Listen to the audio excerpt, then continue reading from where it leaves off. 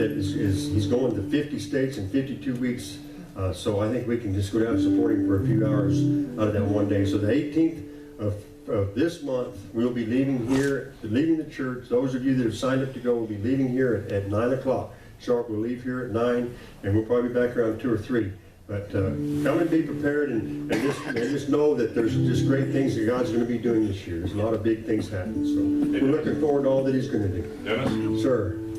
And be prepared to stand for 2 to 3 hours. Yeah, be prepared to stand a good part of the day, because once we get to Phoenix, get to downtown Phoenix and get the van parked, we're going to be on our feet. They're not allowing us to carry any chairs or bring anything with you, so you're going to be on your feet from the time we get out of the van until we get.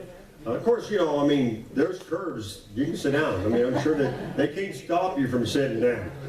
But unless there's just no room to sit down, but it's going to be a long day, and we don't know what the weather's going to be like yet. So whatever it is what it is.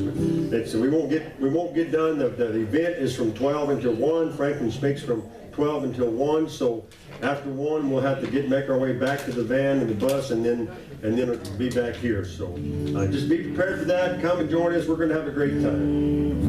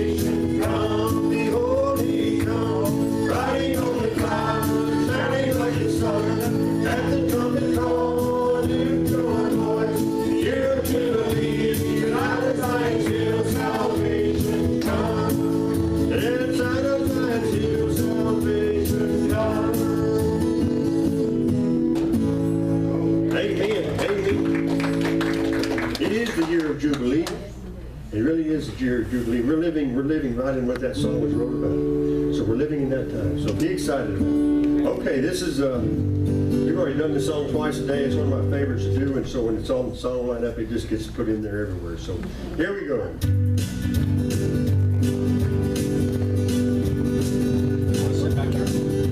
There are some things I may not go.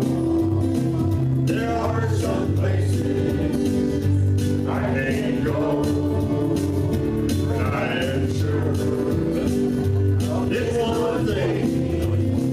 My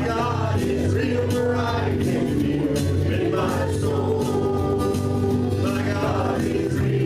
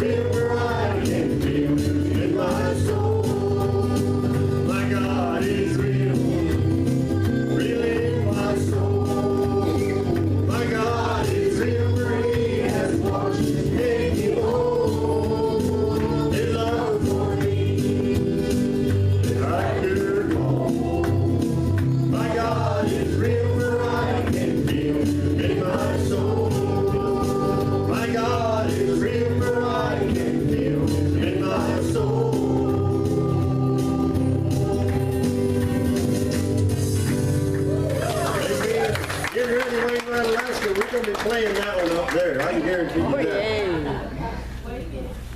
Oh, wait a minute. All right. She's keeping me like that. It's like, I feel, you ever seen them horses, them 40 mule teams, and the one up front, and you slap that rein and it goes, bam, gets the guy in the front, that's me.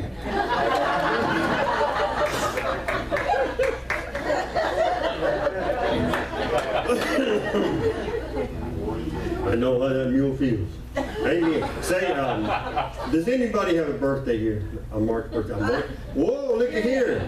Oh, wow, we got a bunch tonight. Good thing we didn't miss that. Happy birthday to you. Happy birthday to you. Happy birthday, God bless you. Happy birthday to you. About it earlier today, all the different things that happen in our life that kind of shape us and form us and create who we are, the different things that happen. And I was thinking of all the little things that we hear as we're growing up that sometimes have a big effect on us. And have you ever heard your mother speak these words, just wait till your father gets here? Oh, yeah. Those could be words of terror to a young boy or a young girl, implying that you've only got a very short amount of time left for life as you know it.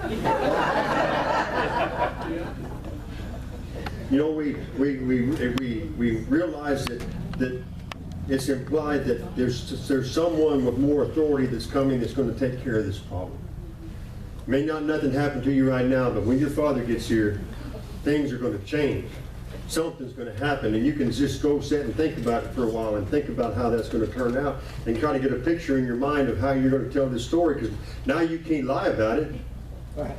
You're going to have to come up and somehow come up with some reason why this is happening or why you're in this kind of trouble. And I used to always try to think, well, there's got to be some way to talk my way out of this and come up with a really good story.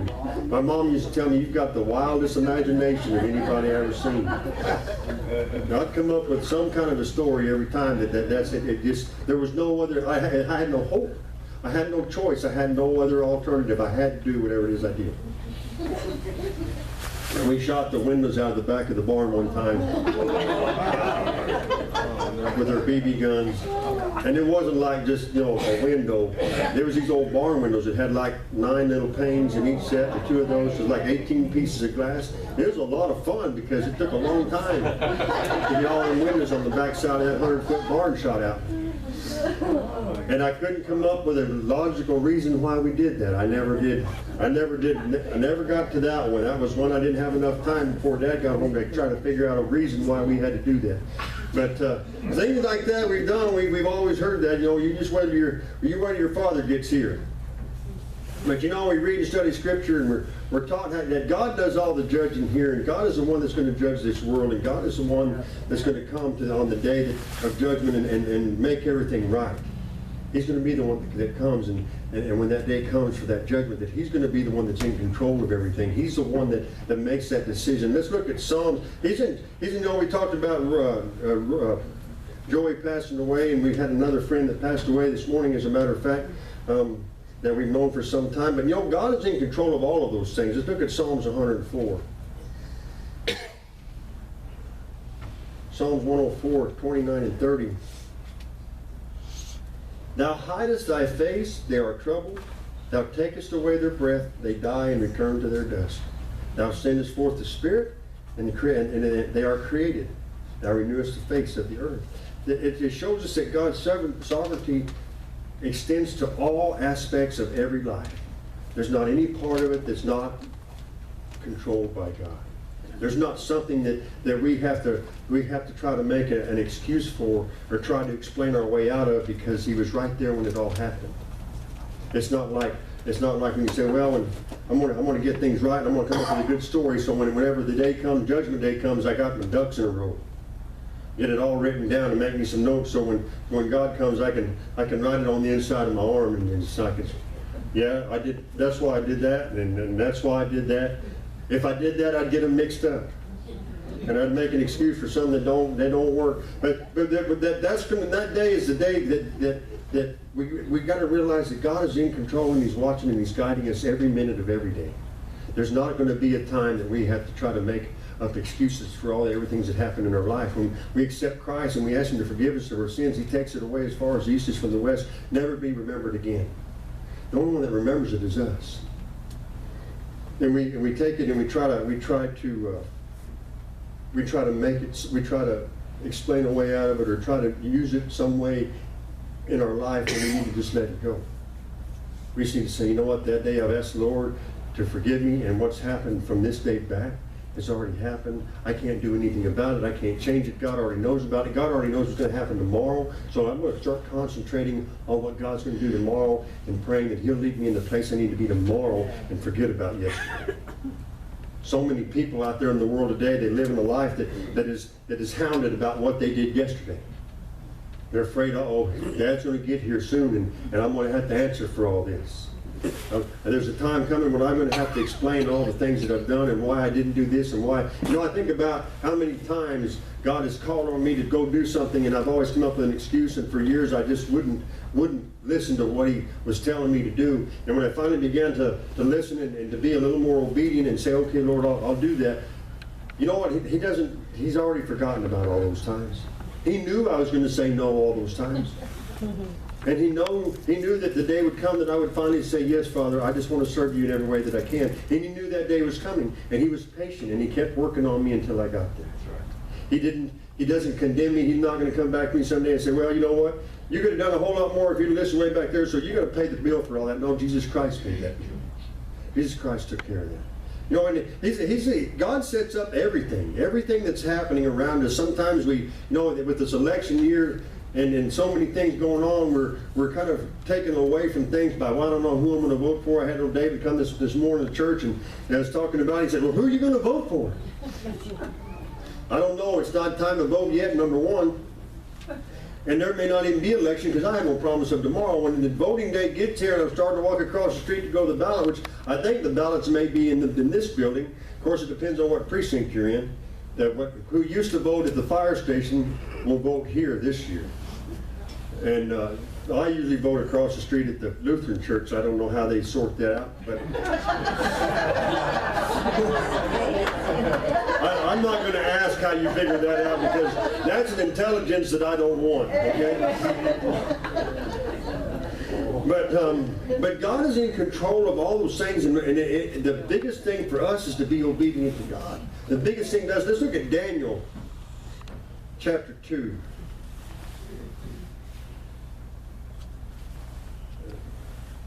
Daniel chapter 2 and verse 20 and 21.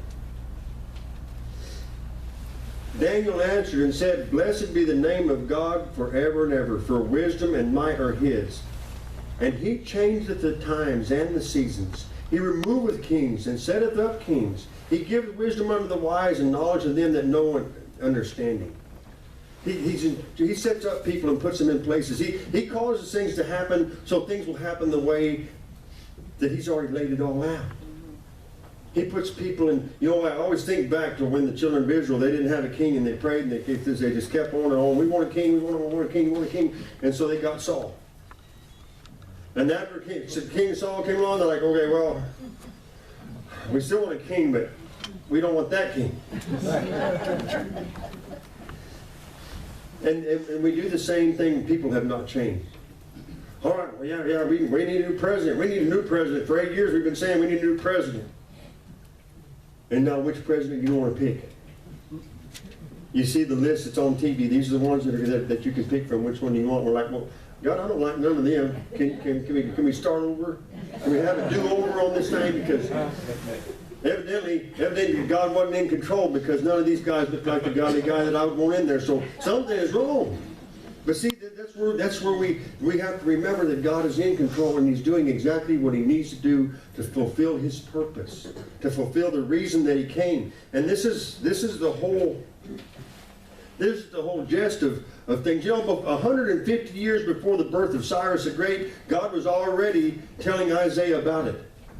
God was already telling Isaiah that He was going to raise up this ruler. Let's look at Isaiah 45. Isaiah 45, 12 and 13. I have made the earth and created man upon it. I, even my hands, have stretched out the heavens, and all their host have I commanded. I have raised him up in righteousness, and I will direct all his ways. He shall build my city, and he shall let go my captives, not for price or reward, saith the Lord of hosts. He's telling Isaiah, I've already put all this is already going to happen. It's all part of the plan. It's already there. It's not something that is going to make a big difference to you. What makes a big difference to you is to be obedient to me. Amen. What makes a big difference to you is to realize that I am in control and I'm leading the path and I'm taking you where you need to go, and you need to learn to trust me no matter what's going on around you. No matter how crazy it looks, no matter how it looks like, oh, this just ain't going to work out. They're going to take God out of everything and God's just going to go away. Guess what? God don't go away. Read the last chapter. He don't go away. No matter what they do, no matter what it looks like people are doing, no matter how hard they try, he don't go away. And he didn't go away in the days of Judah, and he didn't go away in the days of Egypt, and he ain't going to go away now. God is still on the throne, and God is still in control of everything. And he's still setting up all the rulers that are in place. Paul explains this to the Romans in Romans chapter 13.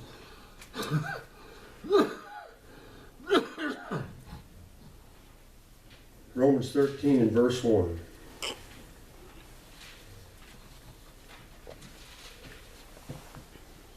Let every soul be subject unto the higher powers, for there is no power but of God. The powers that be are ordained of God. Well, yeah, but not Barack Obama.